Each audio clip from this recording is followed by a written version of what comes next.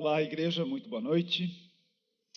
Nós estamos na terceira e última mensagem da série em que eu me propus a responder uma pergunta: por que eu não sou muçulmano? E eu já deixei claro nas duas últimas noites de que, na verdade, eu nunca cogitei realmente ser um muçulmano, mas acontece que nós precisamos estar preparados para responder àquele que pedir a razão da esperança que há em nós, como diz a palavra de Deus. E, eventualmente, nós podemos ser questionados a respeito de outras confissões de fé. E nós podemos, eventualmente, achar que porque, tanto no judaísmo, como no islamismo, como no cristianismo, adora-se um único Deus, não são religiões monoteístas, que o Deus de cada uma delas é semelhante e é igual.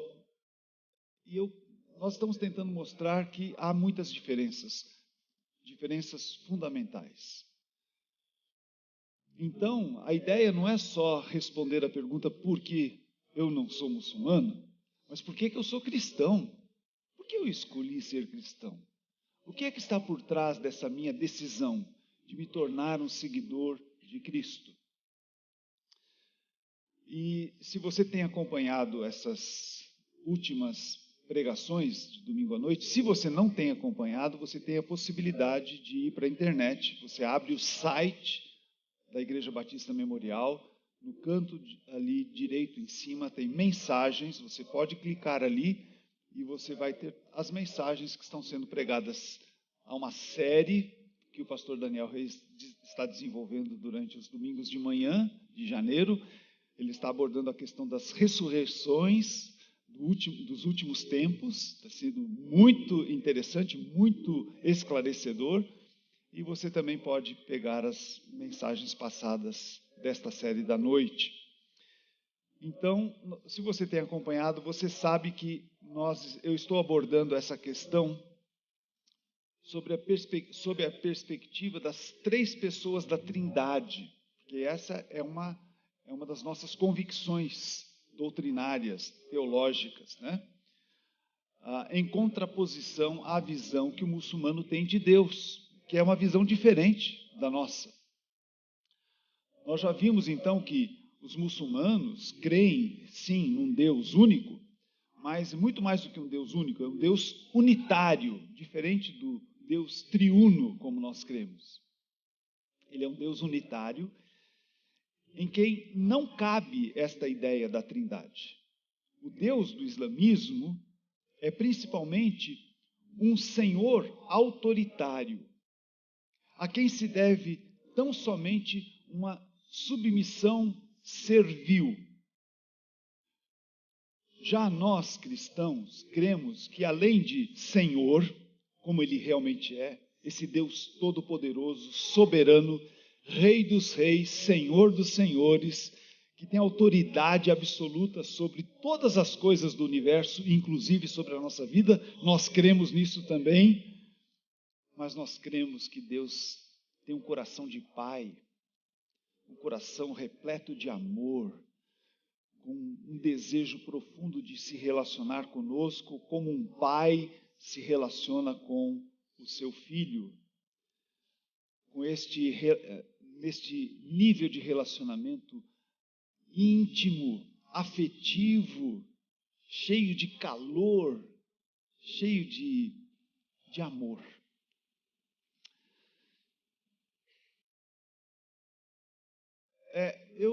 Só para compartilhar com vocês, é uma coisa interessante, né? Justamente durante esta série de mensagens, isso não acontece com frequência, não. Mas nesta semana mesmo, eu estava com a Cristina numa lanchonete, e a menina que nos atendeu, a garçonete, nós estávamos ali escolhendo os pratos e estávamos vendo o ponto da carne, e nessa conversa, assim, a menina declarou-se: porque eu sou muçulmana. Puxa vida, que uma raridade assim, né? Nós encontramos assim no nosso ambiente aqui brasileiro alguém que declara sua fé no islamismo, né? Eu estava vendo uma menina assim, muito ocidentalizada até, né? Não havia um véu na cabeça, ela estava de jeans e camiseta, muito tranquila assim. E eu fiquei assim, realmente me perguntando, será que ela realmente tem consciência do rigor, ah, das práticas do islamismo, como realmente nós a conhecemos, como nós realmente sabemos, pelo testemunho de várias pessoas confiáveis que conhecem profundamente o islamismo e as suas exigências, a sua praxis, né, de vida. Essa pergunta ficou no ar, mas eu prometi para ela que eu ia voltar para conversar um pouquinho mais com ela, e quem sabe a gente pode desenvolver um pouquinho mais. Ela estava trabalhando naquela hora, né? Então não dava para ir muito mais adiante. Mas nós vimos também que o muçulmano considera-se bom por natureza. E que essa questão do pecado, ela é vista também de uma forma um pouco diferente de como nós a vemos. Eles veem o pecado como realmente possível em suas vidas, mas é um acidente, é um tropeço muito sem intenção, provocado por algum tipo de distração, por alguma falta de atenção na vida. Então, eventualmente, a pessoa pode cair em alguma transgressão na vida, né? E nós já vimos também que, para resolver esse tipo de problema, deve-se praticar boas ações, e essas boas ações irão compensar os pecados cometidos. Mas não é assim que nós entendemos. Nós aceitamos o fato de sermos pecadores por natureza, nós entendemos que é assim que é conosco. O pecado faz parte da nossa natureza humana, uma vez que os primeiros seres humanos decidiram virar as costas para Deus, e isso se tornou contagiante para toda a raça humana. E, infelizmente, nós não temos a capacidade, não temos o poder, não temos a força suficiente para libertar-nos da escravidão que o pecado nos impõe. Nós precisamos de uma ajuda externa. Precisamos confiar em alguém que tem o poder de nos libertar da escravidão do pecado. Nós cremos na necessidade imprescindível de um Redentor. Nós precisamos de Jesus. Por isso nós cantamos aqui: Senhor, de Ti preciso, mais e mais preciso. Ele é o nosso Salvador e o nosso Redentor. Nós estamos perdidos sem Jesus, o Filho de Deus, que morreu em nosso lugar para libertar-nos do pecado e dar-nos a vida abundante neste mundo e a vida eterna depois que deixarmos este mundo. Muito bem, hoje nós veremos qual é a força motriz, a força motivadora na experiência de vida de um muçulmano em comparação ao espírito que move o cristão. E então, mais uma vez, você perceberá que o enfoque será em mais uma pessoa da Trindade, desta vez na terceira pessoa da Trindade, tal como cremos ser o Deus da Bíblia. O Deus Pai, o Deus Filho e o Deus Espírito Santo. Três pessoas idênticas na sua essência, na sua substância. Deus na sua essência. Três pessoas com funções, com papéis diferentes na nossa vida. Então nós vamos começar com o que realmente motiva um muçulmano no seu relacionamento com Deus e com as pessoas. Então, nosso primeiro ponto é a motivação do muçulmano. Para nós entendermos a principal motivação do muçulmano, convém, antes de tudo, considerar que há maneiras diferentes de motivar alguém a fazer determinadas coisas. As pessoas são motivadas por diversas agentes motivadores. Por exemplo, a propaganda. A propaganda usa algumas estratégias muito inteligentes para motivar as pessoas a adquirir um determinado produto que ela divulga. Pode ser uma frase de efeito, imagens atraentes, músicas envolventes, apelos às vantagens de usar aquele determinado produto. Enfim, nós vamos sendo envolvidos por todas aquelas imagens e frases de efeito e vamos sentindo vontade ou até a necessidade de ter aquilo, de conquistar aquilo. Podemos ser motivados por uma causa, por um ideal. Enfim, nós podemos estar motivados a realizar coisas que normalmente não faríamos quando uma causa ganha o nosso coração, conquista a nossa mente e nos impulsiona a fazer determinadas coisas por um ideal. Podemos ser motivados pela influência de pessoas. Às vezes pessoas que nós admiramos, pessoas que são exemplares, pessoas que podem de alguma maneira, através das suas ações, da sua palavra, nos motivar, nos influenciar a fazer. Aliás, eu estava me lembrando de uma das palestras que vimos no Summit em 2013, ali o orador era o Joseph Greene. Ele tem uma organização que estuda o poder da influência na vida das pessoas, e ele passou um vídeo muito interessante. Crianças, diante das crianças eles colocaram mesas abarrotadas de doces e chocolates de todo tipo, e cada coisa tinha um preço, e eles deram para cada criança $40, e elas podiam gastar como elas quisessem. Então, imagine, né? As crianças chegaram naquela mesa ali e começaram a comprar o que eles podiam, né? No final da experiência, eles perceberam que dos $40, em média, as crianças ficaram com apenas $7 na mão. E aí, então, eles orientaram algumas crianças que tinham um poder de influência sobre as outras, de se aproximarem da mesa junto com elas, com o dinheiro na mão, e cochichar no ouvido umas das crianças ao lado, de que eles estavam preferindo, que seria mais vantajoso guardar o dinheiro.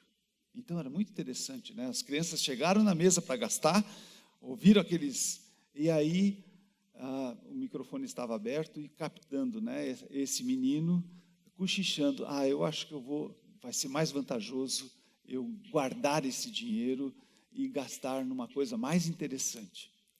Resultado daquela experiência, as crianças começaram a olhava para o dinheiro, olhava para o bumbum, não vou guardar o dinheiro, e voltava para o seu lugar.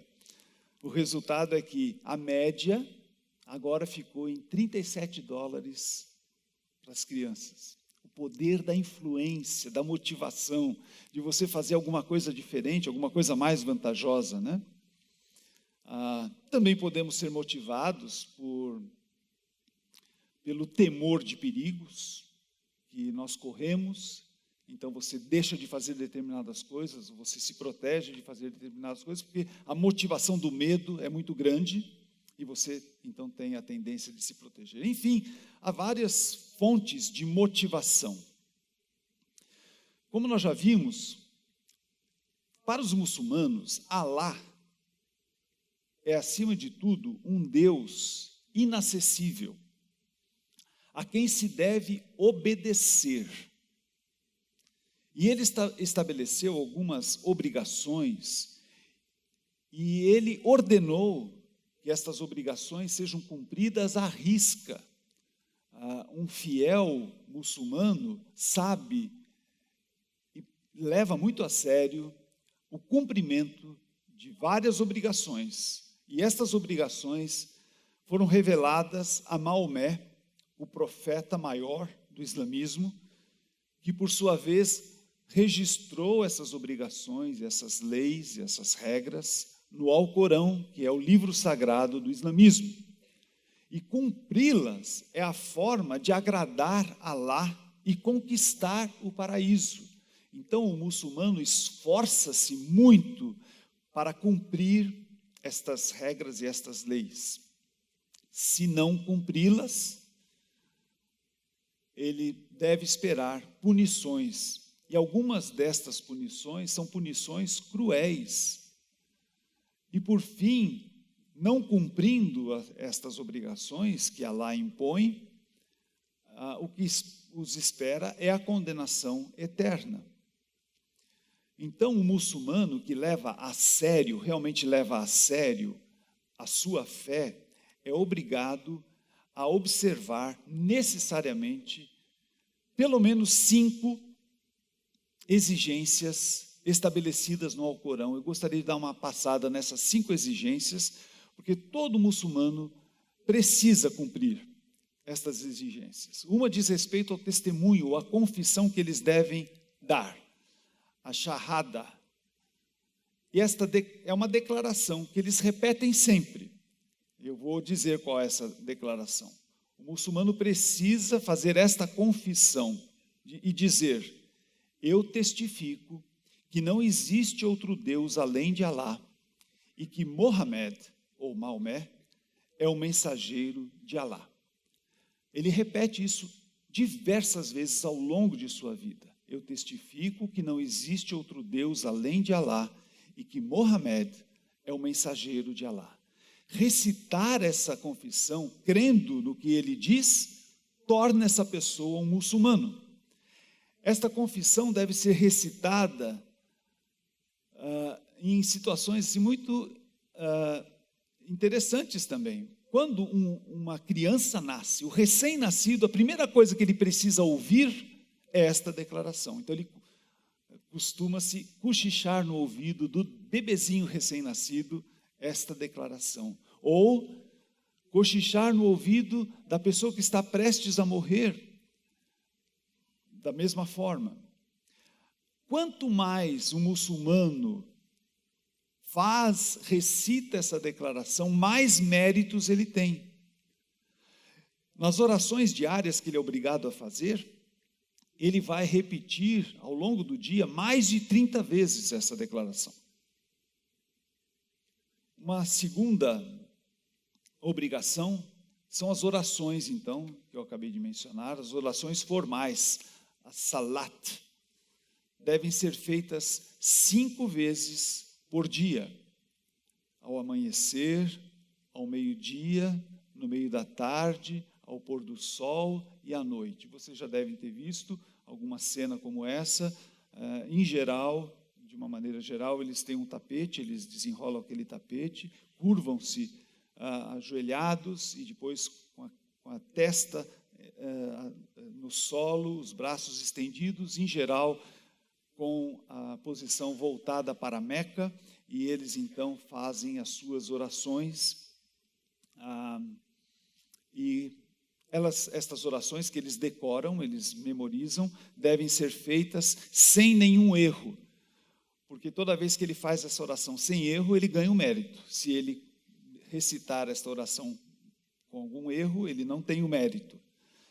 E caso sejam feitas orações extras, melhor ainda, ele ganha mais mérito ainda. Uma terceira obrigação é dar esmolas ou fazer caridade, zakat, esta obrigação. E essas doações seguem uma tabela, vamos dizer assim, de porcentagens. 2,5% de suas entradas financeiras serão retiradas para oferta, ou 5% da sua produção agrícola, e interessante, 10% de todos os produtos importados que ele comprar. Enfim, acho que ele vai pensar 2 vezes em comprar produtos importados, né? Essas doações podem ser dirigidas, por exemplo, aos pobres, porque há um apelo muito grande a você cuidar das pessoas que sofrem, ou para causas religiosas, como a jihad, por exemplo, que é um esforço em defender a fé islâmica, às vezes um esforço armado para defender a fé islâmica. Então, quando eles dão as ofertas, só que há muitas controvérsias sobre quem deve, de fato, coletar estas ofertas. Uma quarta obrigação é o mês do jejum, Saum. É no mês lunar que eles chamam do mês do Ramadã. Este jejum dura de 29 a 30 dias. Então, o muçulmano fica todos esses dias sem comer e beber durante o dia. Quando o sol se põe, aí a alimentação está liberada, eles comem bastante à noite, né, para poder enfrentar o próximo dia. E durante o Ramadã, durante esses quase um mês, pelo menos 1/3 do Alcorão precisa ser lido diariamente. Estão isentos de participar do Ramadã viajantes, mulheres grávidas, mulheres durante o ciclo menstrual, crianças ou pessoas que estejam enfermas. E uma quinta obrigação é a peregrinação, Hajj. Eles precisam fazer pelo menos uma peregrinação a Meca durante a sua vida. Isso deve acontecer pelo menos uma vez enquanto ele viver. E estando lá em Meca para a sua peregrinação, ele vai caminhar 7 vezes ao redor da Kaaba, a mesquita em Meca. Ele vai estar vestido com roupas especiais para a ocasião, em geral brancas. Eles vão ter uma cerimônia para apedrejar Satanás, isso eu gostaria de fazer também.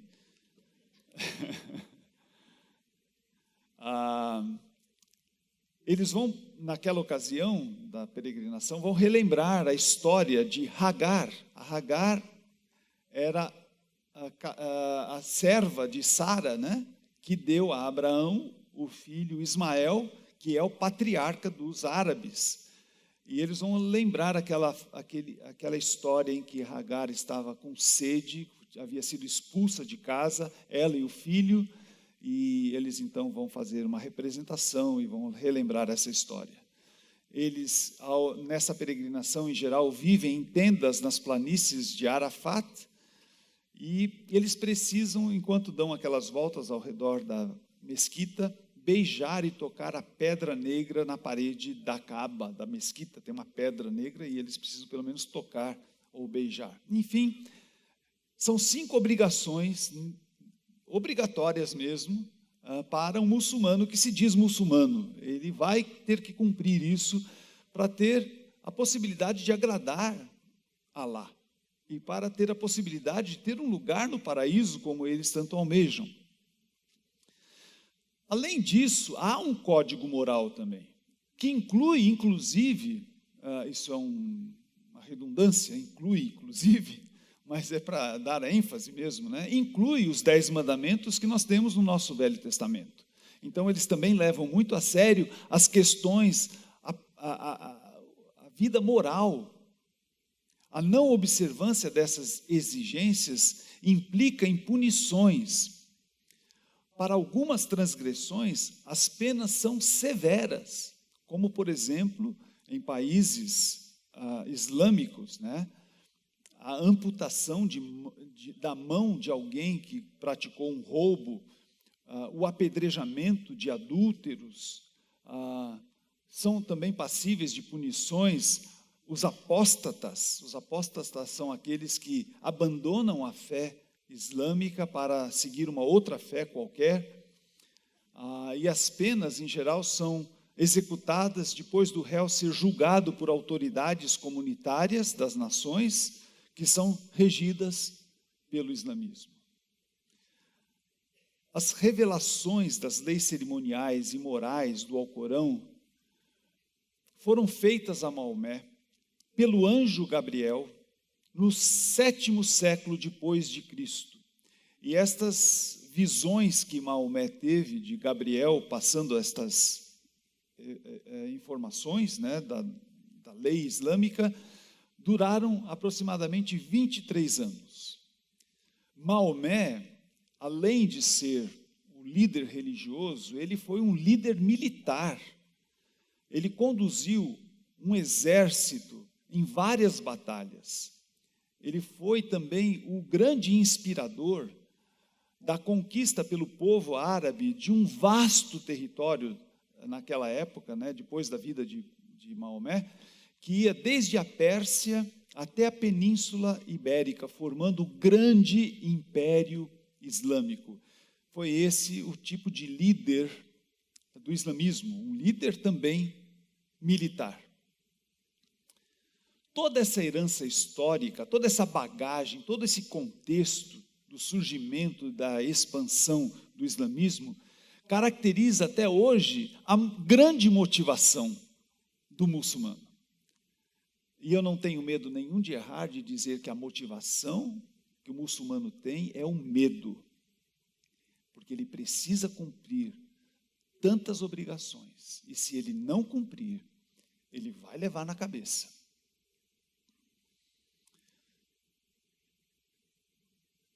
Então ele vive sob este rigor, esta ameaça das leis islâmicas.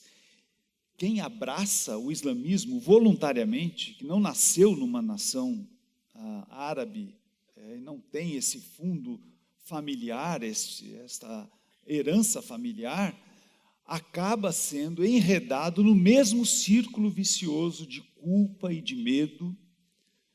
E a Bíblia nos ensina que o medo supõe castigo, e o castigo, o medo. E este é o círculo vicioso. E esta, sem dúvida nenhuma, não é a melhor maneira de nós nos relacionarmos com o nosso Criador. Deus não nos criou para impor sobre nós uma atmosfera e um peso tão grande, que quase insuportável de carregar ao longo da vida. O medo não deve fazer parte do nosso relacionamento com Deus. Nós temos que ter isso muito claro para nós. Então, qual é a nossa motivação? Qual é a motivação do cristão? Vamos começar pelo nosso líder, Jesus. Jesus afirmou que ele não era apenas mais um profeta, ele afirmou ser Deus. E ele provou ser Deus pelos milagres que ele fez ao longo da sua trajetória aqui na terra e pela sua vida irrepreensível, sem pecado. Maomé, mesmo chamando a atenção por ter uma vida até certo ponto piedosa, ele mesmo jamais reivindicou ser Deus. Ele era apenas um profeta. E ele acabou tornando-se um líder sanguinário. E nós sabemos, pela palavra de Deus, que Deus não espera que esse seja nosso perfil. Vocês devem se lembrar que quando Deus falou com Davi de que o templo seria construído, ele disse: olha, Davi, só que não vai ser você que vai construir, porque você é um homem de sangue, um homem de batalhas, e não é bem assim que eu gostaria que o meu templo... Não gostaria que o meu templo fosse construído por alguém que tem esse tipo de característica. Então ele acabou tornando-se esse líder sanguinário, empunhando a espada em várias batalhas. Jesus não. Ao contrário, ele não estabeleceu um império neste mundo por meio da espada. Ele mesmo disse: o meu reino não é deste mundo. Se fosse, os meus servos lutariam para impedir que os judeus me prendessem. Mas agora, o meu reino não é daqui. E quando um dos seus seguidores, Pedro no caso, quis defendê-lo com a espada, Jesus disse para ele: espera aí, calma, Pedro, guarde a espada, pois todos os que empunham a espada, pela espada morrerão. Sabe qual era a maior motivação de Jesus, o nosso líder? A maior motivação de Jesus era o amor, a exemplo de Deus, o seu Pai. Essa é a maior característica do coração de Deus, do coração de Jesus. Ele disse: como o Pai me amou, assim também eu os amei. Ninguém tem maior amor do que aquele que dá a sua vida pelos seus amigos. Esta é a motivação de Jesus para conosco. Jesus nos ama. É o amor que está por trás das ações de Jesus em nosso favor. É o amor que está por trás das ações de Deus ao enviar o seu filho, o seu único filho, para morrer em nosso lugar. E o que ele nos ensinou é que o cristianismo não se baseia na observância de uma lista de regras, de comportamento, de uma lista de regras e de leis cerimoniais que você precisa cumprir. O cristianismo, meu querido irmão, minha querida irmã, se baseia na vivência de uma única lei, a lei do amor. Quando Jesus foi perguntado qual é o maior mandamento da palavra de Deus, das Escrituras, Jesus respondeu: ame o Senhor, o seu Deus, de todo o seu coração, de toda a sua alma, de todo o seu entendimento. Este é o primeiro e maior mandamento. O segundo é semelhante a ele: ame o seu próximo como a si mesmo. Destes dois mandamentos dependem toda a lei e os profetas.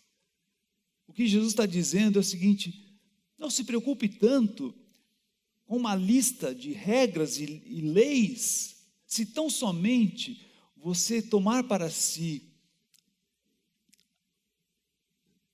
o compromisso de amar a Deus e as pessoas.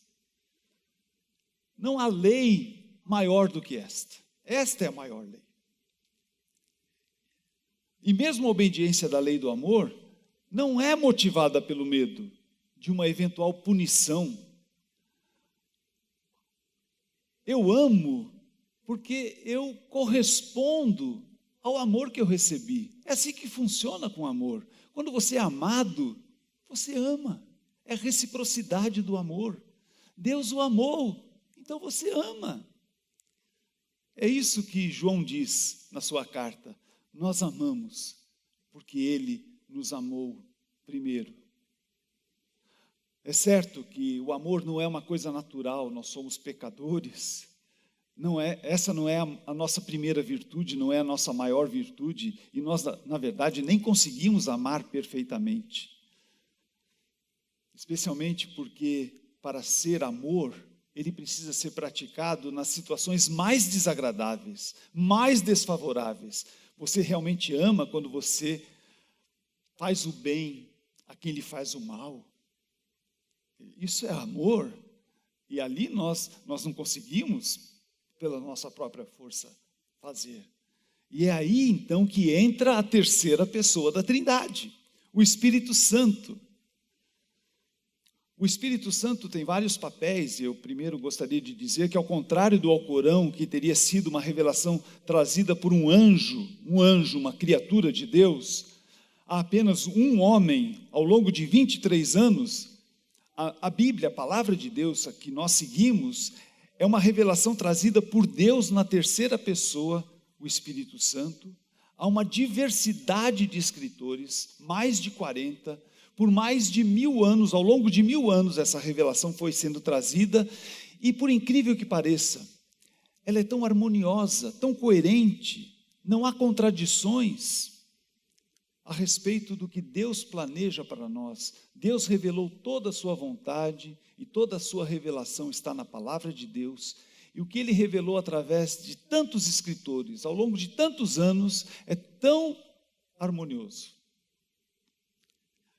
É o que nós lemos na palavra de Deus. Jamais a profecia teve origem na vontade humana, mas homens falaram da parte de Deus, impelidos pelo Espírito Santo. E o principal objetivo do Espírito Santo na composição da Bíblia foi revelar o Filho de Deus, Jesus.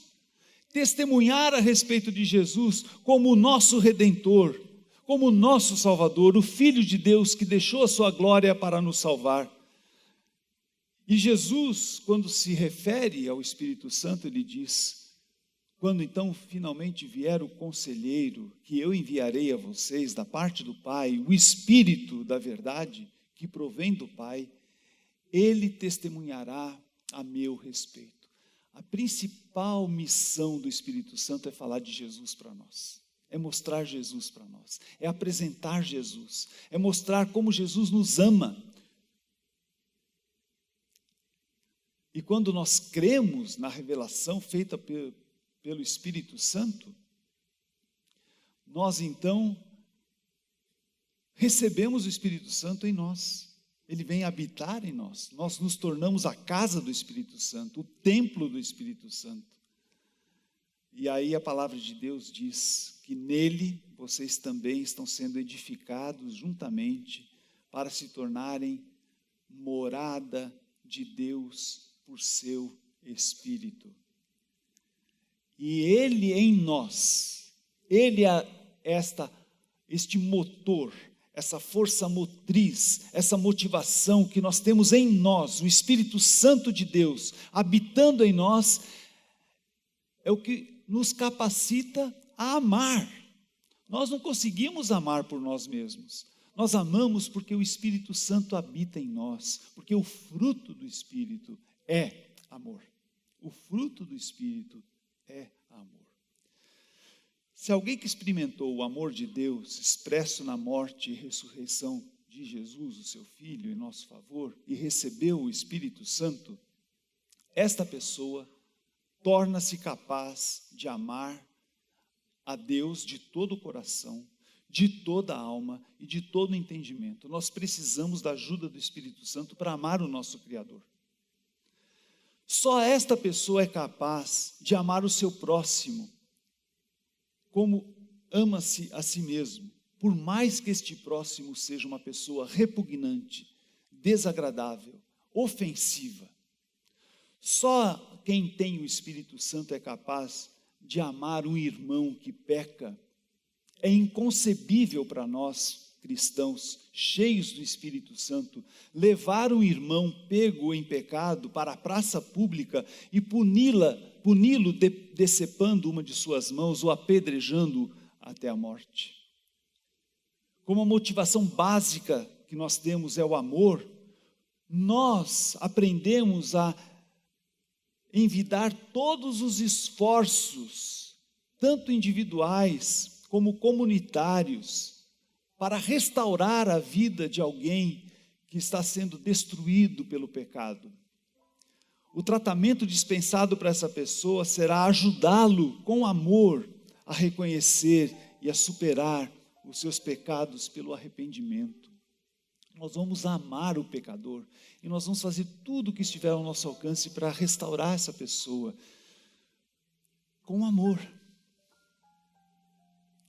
O cristão ama as pessoas sem exceção, simplesmente porque Deus também as ama. E Ele fará o possível para salvar quem estiver ao seu alcance com a mensagem do Evangelho.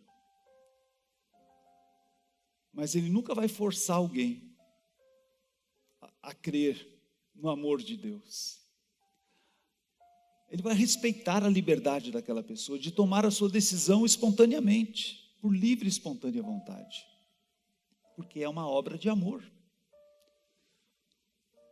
O muçulmano nunca experimentou um genuíno relacionamento de amor, nem com Deus, nem com as pessoas. Nós ouvimos aqui o testemunho do Miguel. Miguel é o nosso missionário, ele é um palestino. Antes da sua conversão, ele pertencia a uma organização revolucionária, o Hamas. E ele estava em missão do Hamas em Buenos Aires, quando casualmente ele passou na frente de uma igreja batista. E ele ouviu a música que estava tocando e ele se interessou, parou na porta, e aí alguém se aproximou dele, o tratou com gentileza e o convidou para entrar, e ele entrou e ele ficou encantado com o que ele ouviu, com o que ele participou, com como as pessoas o receberam, como as pessoas o abraçaram. Ele nunca tinha visto isso na vida dele. Esse amor que ele experimentou naquela noite foi tão irresistível que ele não teve como fazer, senão querer saber mais, conhecer esse Deus, conhecer Jesus. E ele foi levado para a organização Palavra da Vida, que é uma organização evangelística, que tem sede também lá na Argentina, e ele passou por um retiro espiritual. E ele saiu de lá transformado pelo poder do Evangelho, pelo poder do amor. Hoje ele serve a Deus, não pelo ódio, mas pelo amor. Ele faz viagens para a Palestina, ajudando as pessoas ali, tanto nas questões materiais, a pobreza é muito grande ali, como também nas questões espirituais, ajudando aquelas pessoas a encontrarem Jesus, a terem uma experiência de amor com Jesus. A recomendação de João é esta: filhinhos, não amemos de palavra nem de boca, mas em ação e em verdade. A Kika, que esteve aqui à frente dirigindo o louvor, vai compartilhar conosco uma música. É o meu apelo para você, depois de ter ouvido essa mensagem. Você é um seguidor de Cristo. A sua vida precisa ser caracterizada pelo amor. Ame ao Senhor com todo o seu coração, com toda a força e razão, com todo o teu desejar. Ame ao teu próximo como se fosse você, como se a dor que ele sente fosse a que sente você. Ame ao teu próximo como se fosse você, como se a dor que ele sente doesse mais em você. Vamos ouvir.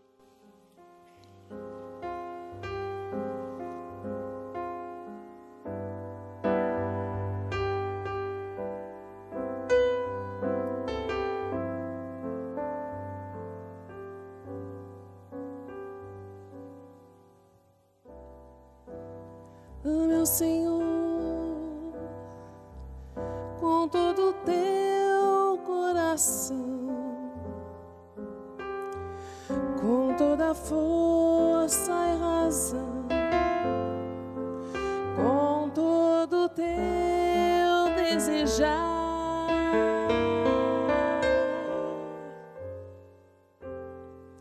Ame ao teu próximo como se fosse você,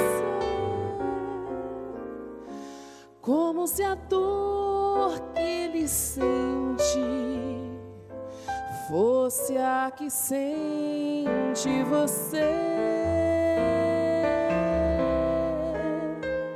Ame ao teu próximo como se fosse você, como se a dor que ele sente doesse mais em você.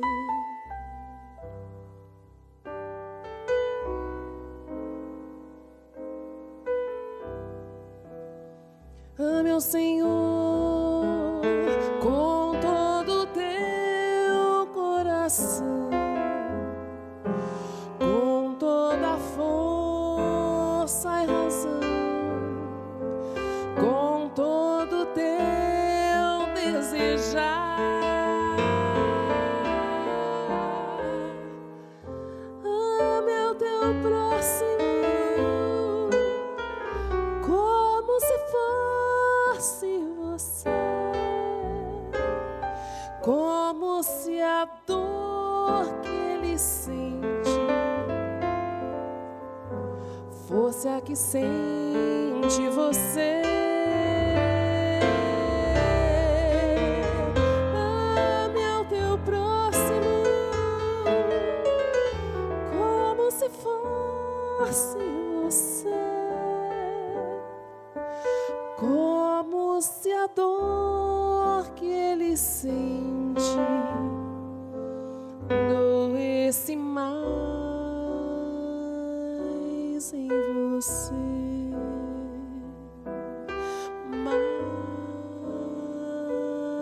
mais em você, doesse mais em você.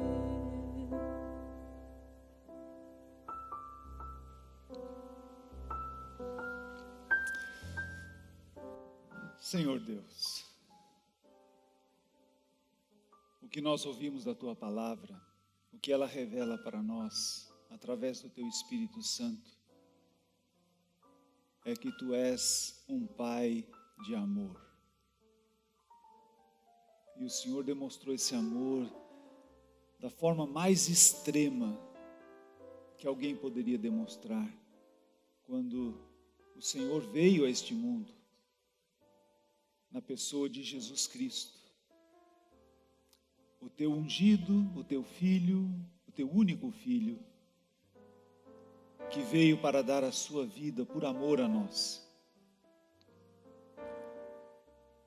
Nós queremos agradecer, Jesus, porque quando o Senhor, finalmente, depois da sua morte, ressurreição e a sua ascensão ao céu, a Tua glória, o Senhor nos enviou este conselheiro, o Espírito Santo, para habitar na nossa vida. Porque nós fomos constrangidos pelo Teu amor, desejamos amar como o Senhor nos amou, mas não somos capazes de amar. E nós agradecemos porque o Senhor nos deu o Espírito Santo, que é o poder à nossa disposição para amar como o Senhor ama. Nós agradecemos. Mas cada dia, cada momento, nós precisamos tomar essa decisão. Espírito Santo, a minha vida está à Tua disposição, para que o Senhor me use como um instrumento de amor, onde quer que eu estiver. É a única coisa que o Senhor espera de nós, que nós nos disponhamos para amar, amar e amar.